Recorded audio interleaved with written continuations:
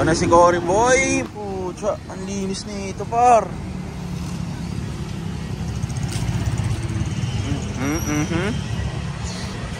Dol, kamusta? Okay natin si Cory, bakit? Mabango na. Patingin nga. Ay pucha. Na malinis nga no. Ala gago. Ang ina. Nawala talaga no. Ceiling. Yung ceiling boy. Saan? Oo nga no. Last time naninilaw siya. Tsaka ito guys, tingin pati yung nandito. Parang puro paawis yung ano eh. Ito. Okay na ina mo. Dito guys, kung naalala nyo, maglalagay ako ng picture dyan. Kadiri itong part na to. Pero ito, okay na ina. Pati steering wheel boy.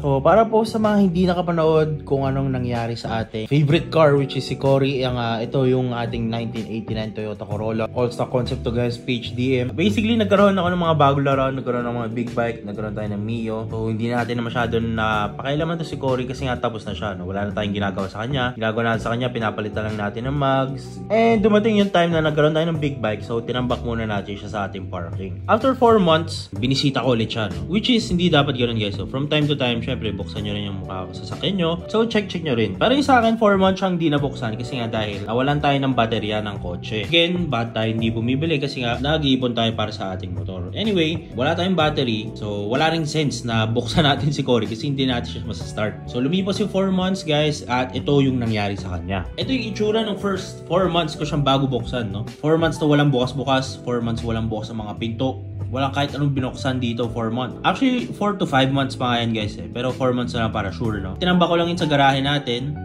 Kita-kita nyo dito yung mga alikabok, no? Sa labas. Pero nagulat ako guys kung gaano ko grabe yung mga amag niya sa loob, sa interior. Nakikita nyo dito yung sa steering wheel. Sobrang daming amag, no?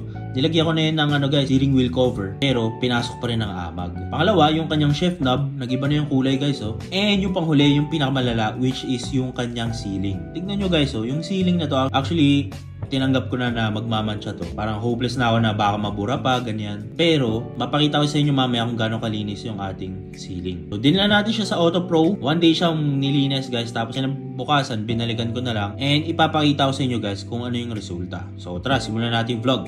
Ito na si Cory boy. Pucha, ang linis nito par.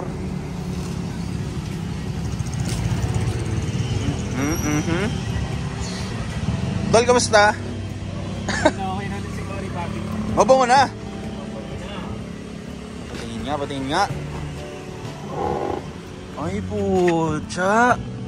Na malinis nga no. Ala gago.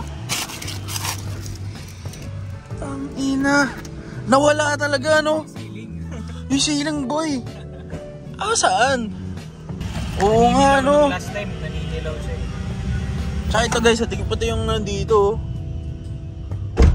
Parang puro paawis yung ano eh. Ito. Okay na ina mo.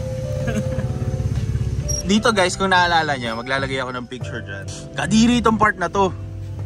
Pero ito, okay na ina. Pati steering wheel boy. Walang nakawala. Walang nakatakas dito. Damn. Actually, may kulang pa daw. Pops, may iba back to zero pa to, no? Tama, iba back to zero pa. Pero wala na yung amoy. Tapos iba back to zero pa nila. Tsaka hindi ito, nawala yung ano. Nawala yung ano, tawag doon, cum stains. Pati dito guys, oh. Ha? Nabuhay ulit. Nabuhay. Oo. Pucha, tsaka hindi siya nag-ano, tol. Alam mo yung parang himulmol. Ganda, oh. Kaya yan, Pab. Sabi ko naman sa'yo. Nahihirapan na ako nung ipapagawa dito sa Auto Pro, eh. Lahat nagagawa, eh. Meron kasi ito guys, dati nalagyan ng rugby, no? Sa likod, pucha, nawala din. Tsaka yung pinakamalinis talaga guys, yung ano, bubong. Ayun, no? Actually, medyo hopeless na ako sa bubong kasi nung una, parang sinisilat ko.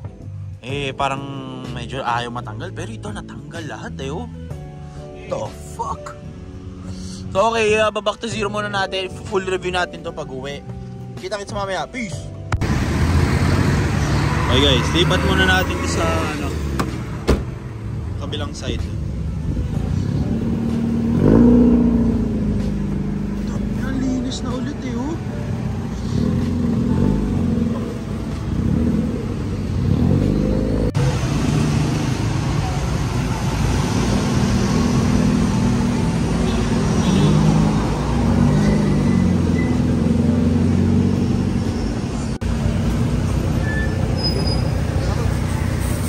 Okay, so ito na yung back to zero. Bango nyan, boy.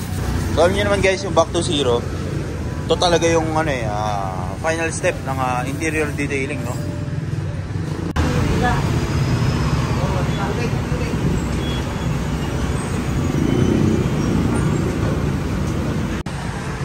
Okay, kita nyo naman guys kung gaano kalinis yung interior natin. Hintay lang natin mawala yung kanyang back to zero. Pops, kamusta yung restoration? Detailing pala. Tanggal naman natin actually. So ginawa natin sa kanya full interior. So mga sidings, upuan. Yung upuan saka carpet in-extractor natin. And then yung isa pa namin in-offer dito, extractor. Yung parang hinihigit na machine. So para at least matanggal din yung mga dumi sa mga upuan. Wala yung ceiling actually. Kita mo yung difference ngayon ng ceiling niya, unlike kung dinala mo. So malaki rin yung pinagbago. Actually nawala pala talaga. Nawala no? Para sa mga magtatanong, magkano yung ganong service? Yung interior po natin nasa 2.5. Starting po tayo ng sedan. Full interior, 2.5 siya. 2.5 yung seats, carpet removal, sidings, dashboard, vents ng aircon, yung mga loob. Hindi naman natin tinatanggal totally. Pero yung mga vents, nililinis natin. Yung ceiling. Tapos i-include na rin natin yung back to zero. Kahit gaano kadumi? Oo naman, papi. 2.5. Basta sedan. Pero minsan kasi may mga nagsistain na talaga. Yun lang yung hindi kaya. Pero dito naman sa condition ng sayo, halos talaga natanggal natin. Tanggal lahat no? Kaya maganda rin yung naging after niya. Okay. Okay, tol. Ano nil-name ng shop ulit natin?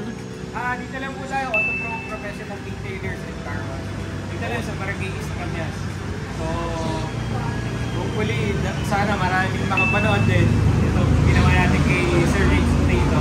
Yun. And visit po kayo dito sa shop namin. Actually, meron din kami sa Marikina. Marikina pala, papi. Sa may Aquamarine Conception Boss.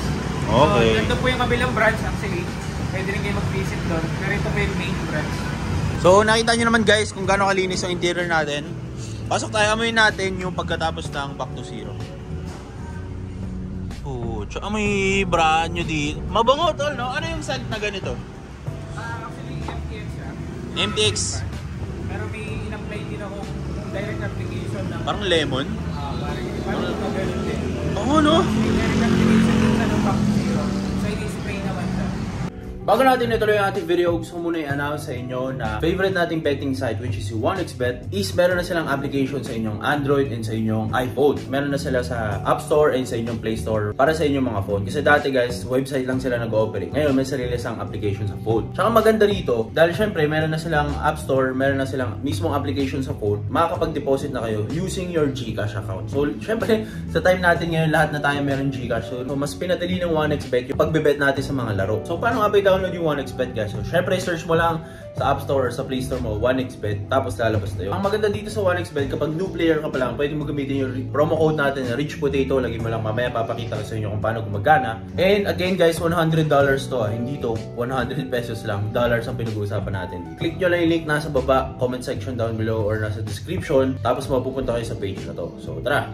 So napakadali lang mag-register dito guys. Siyempre click nyo lang yung green sa taas, register. Tapos sa code dito may lalagay yung phone number mo. Ito rin yung gagamitin mo pang login mo. Tapos dito nyo magagamit yung Rich Potato na code. Siyempre $100 yan guys na bonus, di yan pesos, dollars yan. So napakadali lang mag-register, makakapag-bet ka na agad. So siyempre kailangan mo maglagay muna ng pera para makapag-bet ka dito sa betting site. Kaya siya betting site, diba? So maganda sa betting site na to, sobrang daming laro. Siyempre meron ditong football kung fan ka ni Messi o ni Ronaldo. Tennis, meron din. At syempre yung paborito ng Pinoy, hindi mawawala talaga dyan yung basketball. Pwede ka tumaya dito, NBA, PBA, at kung ano-anong liga pa. Yun ang maganda dito sa 1xBet, sobrang daming varieties ng mga laro. Sobrang user-friendly ng app na to, so hindi ka talaga malilito, hindi ka maliligaw. Subukan nyo na tong 1xBet, wala namang masama sa pag nagtatry. Alay mo, kayo na yung susunod na swerte. Okay, so uwi na muna tayo.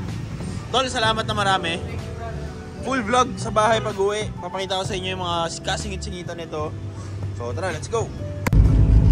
Okay guys, andito na tayo ngayon sa ating sasakyan, which is si Cory.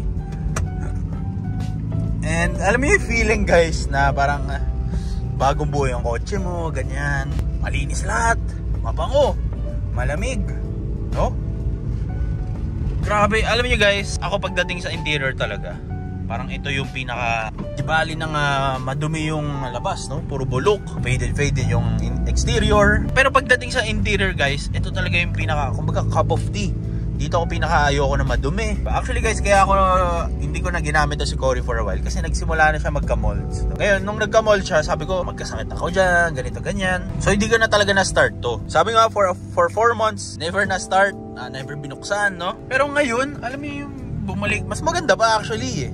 Dito sa pagiging exaggerated guys, pero bango niya kasi talaga. Parang never, kasi syempre alam niyo naman guys, kapag nasa stock talaga yung pawi, syempre kapag nagdadrive, no? Alam naman natin kahit gaano kalamig talaga ang 90s car, kulang sa ventilation para sa init ngayon. Kasi yung ventilation nito, yung aircon nito, naka-design para sa lamig nung 90s. Para sa init nung 90s. So ngayon medyo outdated na, 30 years na, medyo hirap na yung aircon nito kahit malamig yung buga. Eh kulang yung kanyang binibigay na hangin, no? Papawisan ka talaga, no? Kahit anong lamig, no? Siyempre sa likod, sa legs, sa yagbadoodles, no? Papawisan ka talaga. So hindi natin maiiwasan yung siyempre dahil ginagamit, ganyan. Tapos siyempre ngayon nararamdaman ko na ulit yung excitement, no? Na dinadrive ko to si Cory. So far ngayon wala pa kasi siyempre hindi pa siya naka-mugs. Pero kapag po siya naka-mugs na to, actually guys, naghanap ako ng tri-spoke na ito, yung SA3R, no? Kung meron kayo, bilhin natin yan, di ba? Mga bawi-bawi tayo dito kay Cory. So papagasta muna ako saglit guys kasi medyo empty na to. Mahirap pa naman to si Cory kapag naubusan ng gas, kailangan ni guys, tawag dito, choke, no? So papagas muna ako saglit, wait lang. Okay, nakapagpagas na tayo. Siyempre 300 lang pinapagas natin dito guys, no? Kasi siyempre hindi naman natin to ginagamit masyado, ganyan. Para lang ma-refresh yung kanyang fuel system shit, no? Anyway guys, ang nakakatuwa dito kay Cory guys, no? So sobrang feel ko dahil inayos ko na lahat, no? After 4 months na pag-aayos natin dito, wala naman tayong nagiging issue pa, no? One click, ano? Nawala na agad guys yung usok niya. Mamaya papakita ko sa inyo. Baka sabihin nyo kasi nag-uusok yung sasakyan natin, no? Wala na yung kanyang usok guys, no? Yun yung mystery para sa akin kasi nagtataka ako guys, bakit siya nag-uusok, no? Pero ngayon wala naman na siya kasi syempre na-start na natin for a while. Sabi ko nga sa last video, ngayon wala na yung usok niya.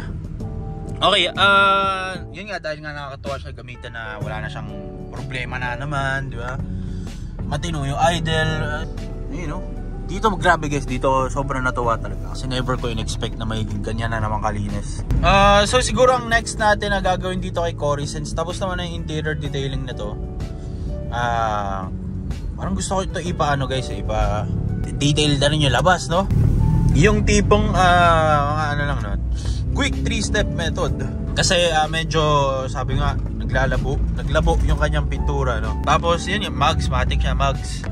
Next step na gagawin ko talaga dito, change oil. Pero abangan nyo lang sa mga susunod na vlog yun. So ayun lang, full view ulit ng interior ni Cory. Napakalinis guys, sobrang tuwan-tuwa ako na ganito ang kinalabasan. Pwede na ulit itambak, joke lang. Anyway, sana na-enjoy yung video natin na to. Kita-kits sa mga susunod na video. Peace out. Okay guys, ito pala si Cory ngayon. Nakalimutan ko ipakita sa inyo yung kanyang usok. Wala na yung usok niya.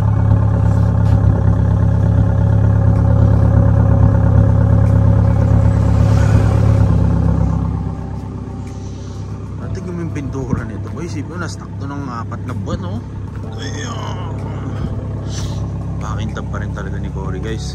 Ayun pala si Gary. Binalik ko na yung P1 kasi sumasahid yung potensya, no? Ito. Big bike natin, tsaka si Joey pangalan ng Mio, guys, kasi Joey yung name nung aking mekaniko niyan, no? Si Cory. Okay, so tambak na ulit.